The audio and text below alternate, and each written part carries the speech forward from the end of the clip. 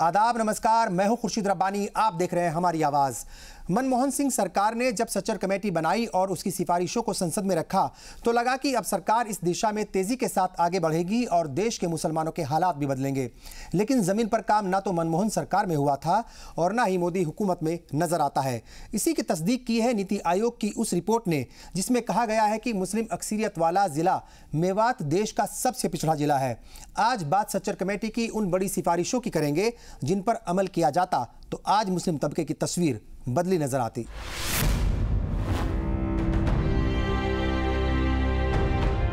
देश का सबसे पिछड़ा जिला हरियाणा का मेवात है। जैसे ही इस बात को आंकड़ों के साथ नीति आयोग ने रखा तो मुस्लिम अक्सरियत वाले इस इलाके को लेकर एक बार फिर बहस तेज हो गई। बहस इसी को लेकर कि क्या मुसलमानों की तालीमी, समाजी, सियासी और माशी तरक्की के लिए हुकूमतें सिर्फ दावे करके रह जाती हैं? क्या वाकई उन बातों पर अमल भी होता है जो बड़े बड़े दावों के साथ चुनावी दौर में कही जाती हैं? मेवात के पिछड़ेपन पर नीति आयोग की इस रिपोर्ट से फिर से सवाल खड़े हो गए हैं कि मुसलमानों के हालात कई जगहों पर अगर देश में दलितों से भी बदतर हैं तो फिर इसके लिए जिम्मेदार कौन है? जो सच्चर कमेटी मनमोहन सिंह सरकार में मुसलमानों के हालात को देखने के लिए बनाई गई थी, उसकी सिफारिशात पर अमल पिछले 12 साल के बाद भी क्यों नहीं हो पाया है? क्या मेवात या दूसरे मुस्लिम अक्सरियत वाले इलाकों के हालात इसी तरह और ख़राब होते चले जाएंगे या वाकई जिम्मेदार लोग अपनी आंखें खोलेंगे? मुसलमानों के पिछड़ेपन पर सच्चर कमेटी की बड़ी सिफारिशात को जब टटोला जाता है तो नज़र यही आता है कि मनमोहन सिंह सरकार से लेकर मोदी सरकार तक कमेटी की सिफारिशात पर 10% भी काम नहीं कर सकी।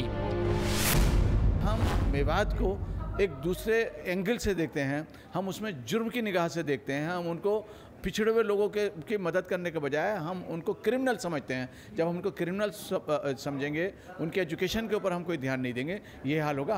हमको लगता है कि मेवात के लिए खुसूसी पैकेज होना चाहिए। इसलिए मेवात के ऊपर काम ख़त्म नहीं होना चाहिए कि वहाँ बड़ी तादाद के अंदर मुसलमान हैं, बल्कि इसलिए होना चाहिए कि वो हिंदुस्तान के बिछड़े हुए जो सबसे करीब तालीम के अंदर और वैसे से बिछड़े हैं, उन सबसे ज़्यादा निचले हिस्से पर हैं, उनकी हमको मदद करनी चाहिए। इसमें मज़हब का पार्ट नहीं होना चाहिए। सच्चर कमेटी का जिक्र इसलिए बार बार किया जाता है क्योंकि आज़ादी के बाद मुस्लिम समुदाय की सामाजिक, माली और तालीमी हालात की पड़ताल करने के लिए इस समिति को बनाया गया था और इस कमेटी ने अपनी रिपोर्ट के जरिए मुस्लिम समाज के पिछड़ेपन की उन सच्चाइयों को आंकड़ों की ठोस बुनियाद पर रेखांकित करते हुए उन्हें सबके सामने रखा था। लेकिन कमेटी की बड़ी सिफारिशात के हालात 12 साल बाद कैसे हैं? क्या इन पर काम हुआ है? ये देखना इसलिए ज़रूरी है क्योंकि अगर अभी भी मेवात जैसे मुस्लिम बाहुल्य इलाके के हालात में कोई तब्दीली नहीं आई, जिसको लेकर अलग से सच्चर कमेटी ने कई मामलों में राय रखी थी, तो दूसरे इलाकों में दिक्कतें कम हुई होंगी। ये सोचना बेईमानी है। पिछली जो सरकारें रहीं, कांग्रेस की गवर्नमेंट में जो कमेटी बैठी थी राजेंद्र सच्चर के अगुवाई में, और पूरे हिंदुस्तान से मुसलमानों के तालीमी और माशी पसमादगी को लेकर बाकायदा एक जो तहरीक चली थी कि मुसलमान कहाँ पे है, किस शोबे में कितना है, किस डिपार्टमेंट में कितना है, तालीमी एतबार से, समाजी एतबार से कितना पिछड़ापन है उसमें। तो सच्चर कमेटी रिपोर्ट में ये बात खुल के साफ आ गई थी कि दलितों से भी ज़्यादा बदतर हालत इस हिंदुस्तान में मुसलमानों की है। सच्चर कमेटी की रिपोर्ट ने ये जो कांग्रेस के बारे में मुस्लिम अपीज़मेंट की बात कही जाती थी, उसका फ़रेब खोल दिया है और ये बात वाज़ेह हो गई कि 70 सालों में मुस्लिम अपीज़मेंट नाम की कोई चीज़ ही नहीं हुई है।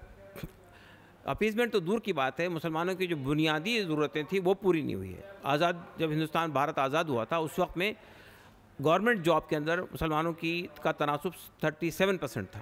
आज वो 2% से भी घट गया है नीचे। तो ये अपीज़मेंट है या इसके बरखिलाफ़ सूरत हाल पैदा हो रही है? तो हमारा मानना ये है कि आज कल तक तो ये सूरत हाल थी कि उनकी जो बुनियादी ज़रूरियात हैं वो पूरी नहीं हो रही थी।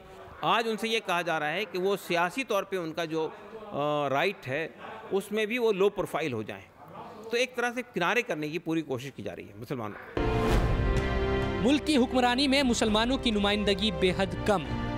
सच्चर कमेटी के साथ साथ रंगनाथ मिश्रा कमेटी ने भी मुसलमानों को लेकर दी अपनी रिपोर्ट में इस बात पर जोर दिया था कि मुसलमान मुल्क की हुक्मरानी में बेहद नीचे हैं। संसद में नुमाइंदगी से लेकर अफसरशाही तक मुसलमानों की मौजूदगी उनकी आबादी के लिहाज से बेहद कम है। सच्चर कमेटी ने सबसे बड़ी बात का जिक्र करते हुए इस पर ध्यान दिलाया कि संसद और विधानसभा की सीटों का परिसीमन इस तरह से किया गया जिससे मुस्लिम बहुल्य इलाकों की सीट शेड्यूल कास्ट के लिए रिजर्व हो गई है। सच्चर कमेटी में रहे जफर महमूद बताते हैं कि देश में ऐसी 50 से भी ज्यादा सीटें हैं जहां मुस्लिम सांसद आसानी से चुनकर आ सकते हैं, लेकिन सीटों के रिजर्वेशन की वजह से वो चुनाव ही इन सीटों पर नहीं लड़ पाते। ऐसे में अगर विधानसभा और संसद में ही मुसलमानों की नुमाइंदगी कम है तो हालात सुधरेंगे कैसे? जो सच्चर कमेटी ने मोटी मोटी बात बताई वो ये है कि मुसलमान हर मैदान में बाकी सबसे पीछे हैं। जो रिप्रेजेंटेशन पार्लियामेंट में, असेंबलीज़ में, लोकल बॉडीज़ में कम है, इसके बारे में सच्चर कमेटी ने मालूमात करके ये बताया कि उसकी जो बड़ी वजह है वो ये है कि जो ऐसी कॉन्स्टिट्यूएंसी और ऐसे वार्ड हैं जहां मुसलमानों की परसेंटेज बहुत हाई है और वहां शेड्यूल कास्ट बहुत कम है, उन्हें रिज़र्व कर दिया है शेड्यूल कास्ट के लिए। ये मुस्तकिल 1952 से जब पहली लोकसभा बनी, पहले इलेक्शन में, तब से आज तक कंटिन्यूअस ये काम चला आ रहा है। मुल्क की हुक्मरानी में मुसलमानों की नुमाइंदगी कम होने के मामले में जो सिफारिशात सच्चर कमेटी की तरफ से आई उस पर अमल ना मनमोहन सिंह सरकार ने किया, ना ही मोदी सरकार ने बहुत ज़्यादा दिलचस्पी दिखाई। कमेटी में बड़ी बात मजहब की बुनियाद पर दिए जाने वाले रिजर्वेशन को लेकर भी थी। कमेटी ने अपनी रिपोर्ट में साफ कहा कि रिजर्वेशन पिछड़े होने की बुनियाद पर दिया जाए और इसमें सभी मजहब के लोग शामिल हो, क्योंकि अब तक जो भी रिजर्वेशन दिया जाता है उसमें मुसलमानों को शामिल नहीं किया जाता। मजहब की बुनियाद पर दिए जाने वाले रिजर्वेशन को जानकार हमेशा संविधान के खिलाफ मानते हैं। हालांकि इस सिफारिशात पर भी कोई अमल नहीं हुआ। जहाँ तक रिजर्वेशन की बात है, जहाँ तक तमाम पिछड़े जो वर्ग हैं, शेड्यूल कास्ट हुए, शेड्यूल ट्राइब हुए, इन लोगों के रिजर्वेशन की बात है, तो मुसलमानों में भी बहुत सारे लोग शेड्यूल कास्ट और शेड्यूल ट्राइब हैं, जैसे धोबी हुए या इस तरह के और तमाम लोग हैं, वो पाए जाते हैं कि उनको भी हिस्सेदारी मिलनी चाहिए, उनका भी रिजर्वेशन होना चाहिए, क्योंकि रिजर्वेशन किसी कम्युनिटी के हिसाब से नहीं होता है, बल्कि उनकी समाजी हालत और सोसाइटी की हालत को देखते हुए उनकी चीज़ों को फिक्स किया जाता है, ताकि वो समाज में कुछ अवेयर हो, ताकि वो समाज के दूसरे जो लोग हैं उनके साथ इक्वल तो ना हो सके लेकिन कुछ बेहतर हो सके। इंडियन वक्फ सर्विस को कायम किया जाए। वक्फ बोर्ड के खराब होते हालात को देखते हुए ही सच्चर कमेटी ने सिफारिश की थी कि देश के तमाम स्टेट वक्फ बोर्ड में सीईओ की पोस्ट के लिए IAS लेवल के अफसर की तैनाती होनी चाहिए। हालांकि देश में मुस्लिम अफसर कम हैं, ऐसे में अफसरों की कमी को दूर करने के लिए ही सच्चर कमेटी ने सिफारिश की थी कि इंडियन वक्फ सर्विस को कायम किया जाए, ताकि वक्फ बोर्ड के CEO के लिए मुस्लिम अफसरों की कमी ना हो। लेकिन तकरीबन 12 साल बीतने के बाद भी इन सिफारिशात पर कोई अमल नहीं हुआ। सच्चर कमेटी या रंगनाथ मिश्रा कमीशन की रिपोर्ट जब आई तो एक उम्मीद जगी थी कि सरकार इस रिपोर्ट की सिफारिशात को मानेगी और इसके मुताबिक आगे बढ़ेगी ताकि ज़मीन पर इसका असर हो। लेकिन 12 साल बीतने के बाद भी बहुत ज़्यादा अमल इन सिफारिशात पर नहीं हो पाया। यही वजह है कि ज़मीन पर भी कुछ असर नहीं दिख पाया। हमारी आवाज़ में फिलहाल रुकेंगे एक ब्रेक के लिए, और ब्रेक के बाद जब हाजिर होंगे तो आपको दिखाएंगे कि नौकरी और तालीम के मैदान में क्या थी सच्चर कमेटी की सिफारिशें।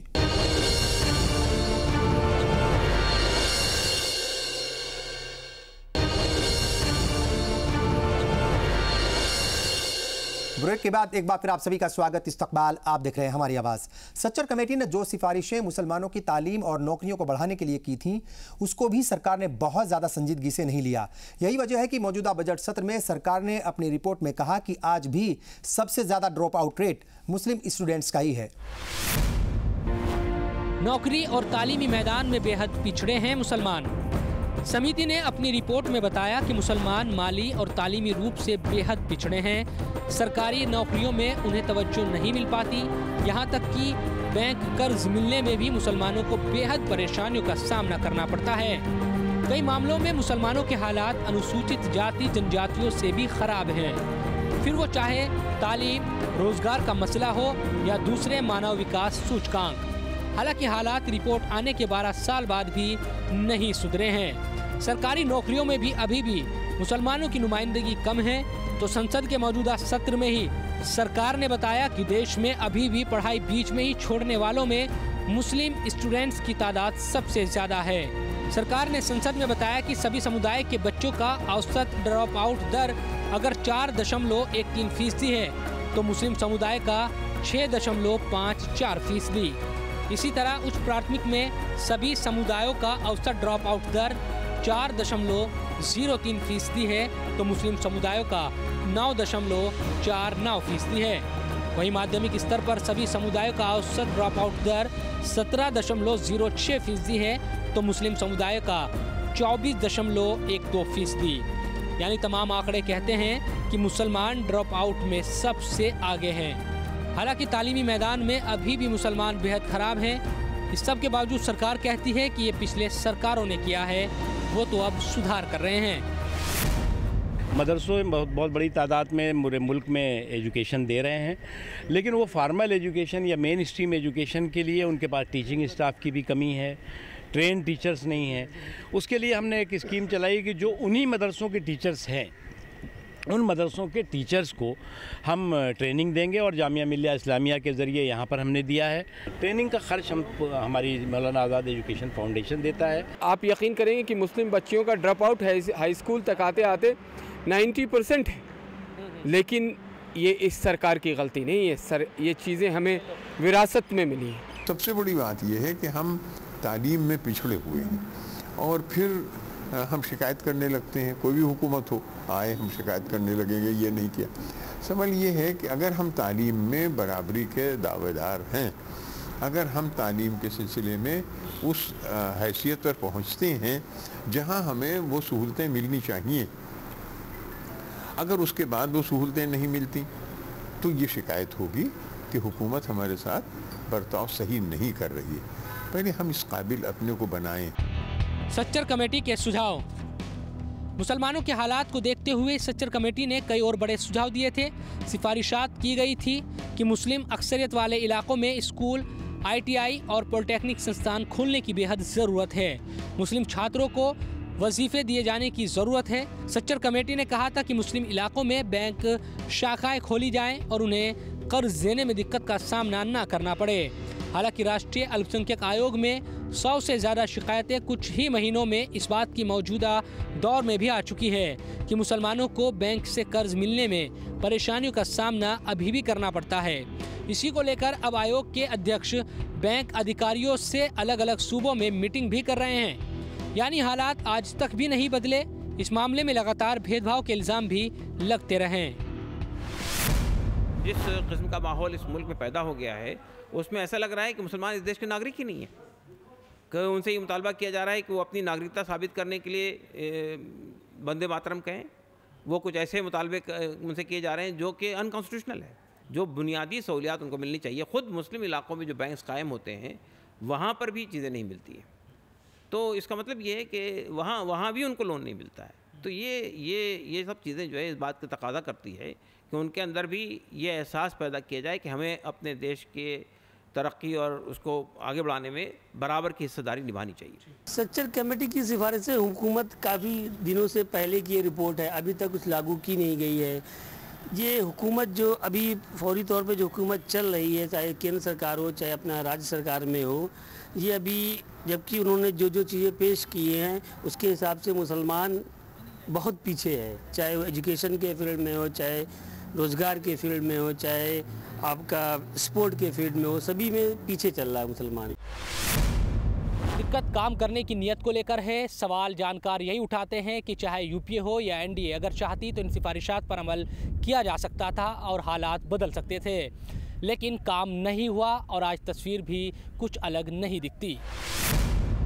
हमारी आवाज़ में रुकेंगे एक और छोटे से ब्रेक के लिए, और ब्रेक के बाद जब हाजिर होंगे तो आपको दिखाएंगे कि कैसे आज तक काम के नाम पर सिर्फ दावों और वादों का खेल ही चलता रहा।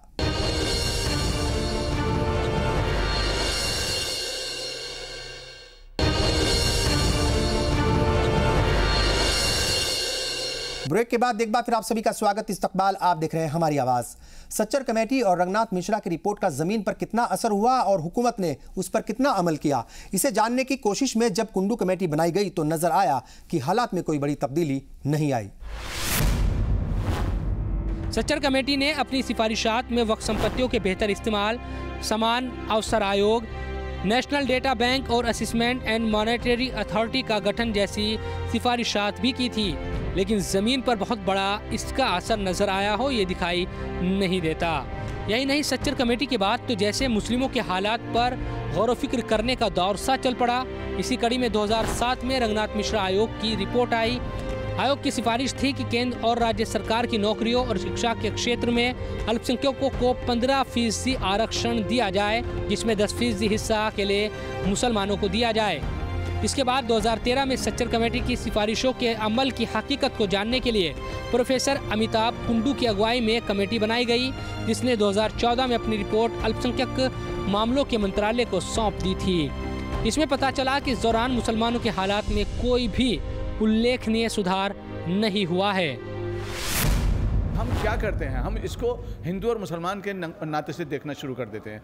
हम इसको देखें कि हमारे मुल्क का अगर एक हिस्सा है, चाहे वो शेड्यूल ट्राइब हो, शेड्यूल कास्ट हो, बैकवर्ड क्लासेस हो, माइनॉरिटीज़ हो, तो हमारा सबका ये फ़र्ज़ होता है कि उसको ऊपर लेकर आएँ, क्योंकि अगर हम ऐसा नहीं करेंगे तो वो समाज का हमारा एक बिछड़ा हुआ हिस्सा जो है ना, पूरी सोसाइटी के लिए एक लायबिलिटी हो जाएगा। मुस्लिम कम्युनिटी को जो वोट बैंक ये लोग बना के रखे हैं, इस्तेमाल कर रहे हैं मुस्लिम कम्युनिटी को, तो इनका सिर्फ इतनी दूर तक ही ये मुस्लिम को यूज़ करके बस ख़त्म कर रहे हैं।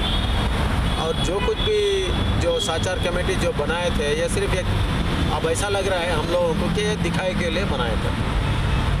ऐसा नहीं है कि सही में इनके दिलों में या इनके इसमें मतलब इनके सिस्टम में ये हमारी मुस्लिम कौम है, इनको बढ़ावा दें, इनका इकोनॉमिकली, स्पेशली सेंट्रल गवर्नमेंट के अंदर reservation, employment reserve, specially paramilitary forces है और प्राइवेट बिजनेस के लिए लोन्स का, सो कई चीज़ें हैं जो मुस्लिम कौम को बहुत इसकी सख्त ज़रूरत है। सरकार के जरिए उठाए गए कदम। यूपीए सरकार के जरिए अलग से अल्पसंख्यक कार्य मंत्रालय का गठन किया गया और अल्पसंख्यकों के कल्याण के लिए प्रधानमंत्री के 15 सूत्री कार्यक्रम की शुरुआत की गई। इसका मकसद मुसलमानों को तालीम और नौकरी के लिए बेहतर अवसर मुहैया कराना था। इसी तरह 90 अल्पसंख्यक बहुसंख्यक आबादी वाले जिलों को MSDP के लिए चुना गया था। जाहिर है सिफारिशें ज़्यादा थी और पहल नाकाफ़ी।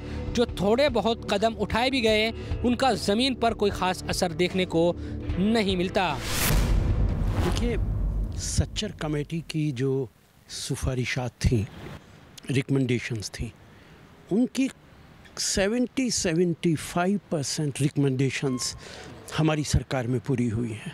ये मैं ज़रूर मान सकता हूँ कि करीब 25% सिफारिशात पूरी नहीं हो पाई, और उसकी एक बड़ी वजह थी कि कुछ रिकमेंडेशंस ऐसी थी जो सरकार के इख्तियारात में नहीं थी। लेकिन अब मौजूदा सरकार ने पिछले 4 साल में क्या किया, बड़ा सवाल ये है। आपने कौन सी सिफारिश को माना है? देखिए, हाल ही में एक प्राइम मिनिस्टर योजना स्कीम भी स्टार्ट हुई। इसके अंदर 100% से ज़्यादा 90% नॉन मुस्लिम को दिया जा रहा है, जबकि 2-3% भी मुसलमानों को इम्प्लीमेंट नहीं हो पा रहा। महाराष्ट्र में मैंने बहुत सारे लेटर्स और बहुत सारे स्कीम के तहत दर्ज करवाया है, जो आज तक रिप्लाई नहीं आया। कम से कम 3000 एप्लीकेशंस में से 2,500 एप्लीकेशन रिजेक्ट हो चुके हैं और 500 से ज़्यादा एप्लीकेशंस पे अभी भी इंक्वायरी लगी है। बीजेपी खुद आती है सरकार में तो ये लोग फिर से वही खामोशी इख्तियार कर लेते हैं। तो कहीं ना कहीं मेरे हिसाब से ये ब्राह्मणवाद की राजनीति हो रही है और दलितों को, पिछड़ों को, अल्पसंख्यकों को, यानी कि मूल निवासियों को पूरी तरह से कमज़ोर करने का पूरा षड्यंत्र है। हिंदू और मुस्लिम की राजनीति हो रही है। एक्चुअली हिंदुत्ववाद या मुस्लिम की राजनीति का कोई किसी तरह का बेस ही नहीं बनता है। राजनीति सीधी पूरी तरीके से एक सॉफ्ट ब्राह्मण पे जा रही है, एक कट्टर ब्राह्मण पे जा रही है। किसी भी जमहूरी मुल्क में देश के विकास का पैमाना यही समझा जाता है कि वह अपने अल्पसंख्यकों के साथ किस तरह का सलूक करता है। जिस देश का एक बड़ा तबका पिछड़ेपन और असुरक्षा की भावना के साथ जी रहा हो, वह इस पैमाने पर कभी खरा नहीं उतरता। यकीनन हालात को बदलने की ज़रूरत है, क्योंकि देश तरक्की करेगा और अल्पसंख्यक पीछे रहेंगे। ये देश की सेहत के लिए भी ठीक नहीं, क्योंकि किसी भी गाड़ी का एक पहिया अगर खराब हो तो गाड़ी चल नहीं सकती। सरकारों को सोचना होगा कि सिफारिशात को लेकर कुछ ही सही लेकिन कम से कम काम करने के लिए खाका तो खींचा ही जाए, ताकि तरक्की करते जिलों में मेवात का भी नाम शामिल हो और देश का कोई भी जिला तरक्की के मामले में पीछे न रहे।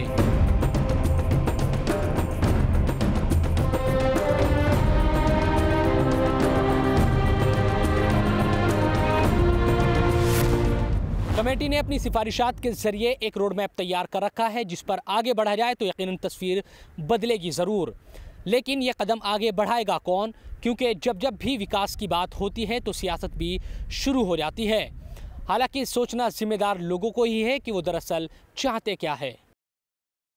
जाहिर तौर पर कोई भी कमीशन जब रिपोर्ट पेश करता है तो उम्मीद होती है कि उनकी सिफारिशों पर अमल होगा, लेकिन सच्चर कमेटी की सिफारिशात को पेश हुए करीब 12 साल हो चुके हैं, लेकिन आज भी जमीन पर असर देखने को नहीं मिलता। यकीनन सरकार को सोचना होगा, क्योंकि हालात में तब्दीली तभी आएगी जब नेक नियति के साथ काम किया जाएगा।